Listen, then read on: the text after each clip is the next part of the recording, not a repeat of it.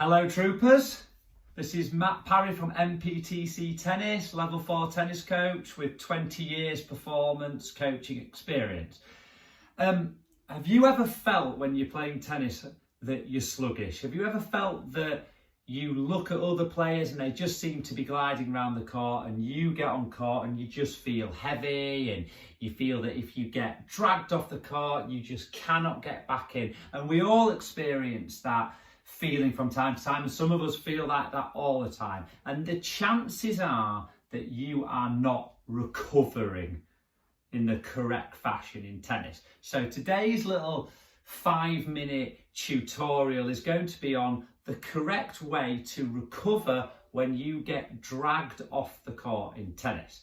So when it comes to recovery, what you have to remember is in tennis, when you're moving, you're either accelerating or decelerating. They're the two ways that you are ever going to be moving. You're either going to be getting yourself in an accelerated position to hit the ball, or you're going to be decelerating so that you can slow down and make contact.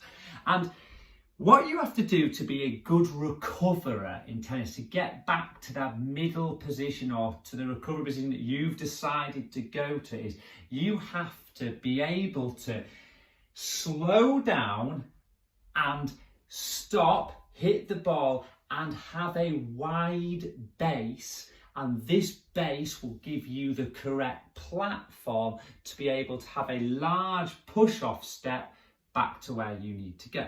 So it's really simple as this. Once you get yourself into position to hit the ball, so you've accelerated, you've decelerated, you've slowed down, and we'll pretend this is on the forehand side here, and you've got your chest up, you're in that balanced position that we've talked about a lot before. It is then really simple, if you've got into this good position, then to create a strong push-off platform to be able to take one giant step back, which will be your crossover step, to get yourself back to the middle of the court.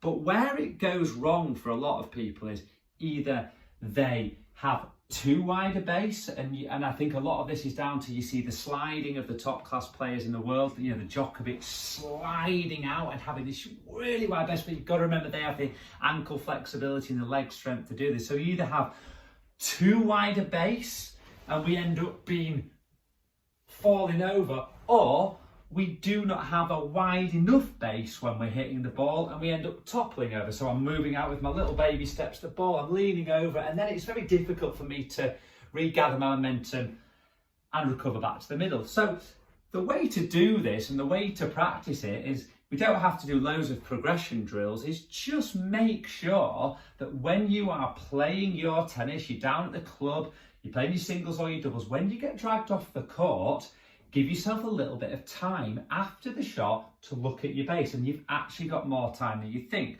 So if I'm hitting a forehand, I want to be out there, I want to check that my base is strong, my chest is up, my body is between my legs, and then I am in a great position once I've hit the ball to just take a giant push and get myself back to the middle. And that is the fundamentals of recovery.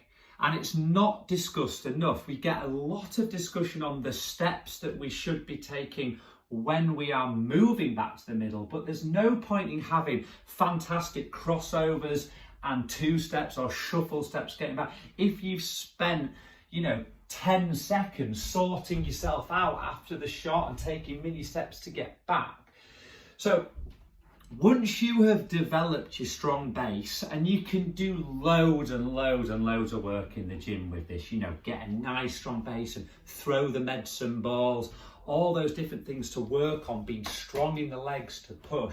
Once you've got the base sorted, you've taken your time, you've got your strong push off back to the center, that's when you need to start thinking about the correct steps to take to get back to middle. And this is dead simple, and it amazes me how many videos are out there on this, because it is really easy. You don't need to do hours of training on this. Is once you are far off the tennis court, whether it's on a backhand or a forehand side, it is a simple crossover step to get back to middle. It's sometimes, if you're really far out, it might be 2 crossover steps.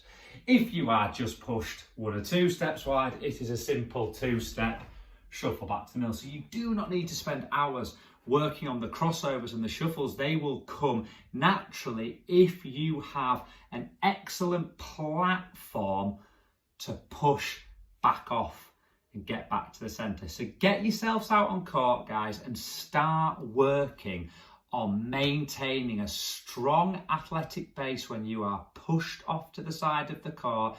And then once you've learned how to do that, you'll find that you have loads and loads more time and you will stop feeling sluggish on the court.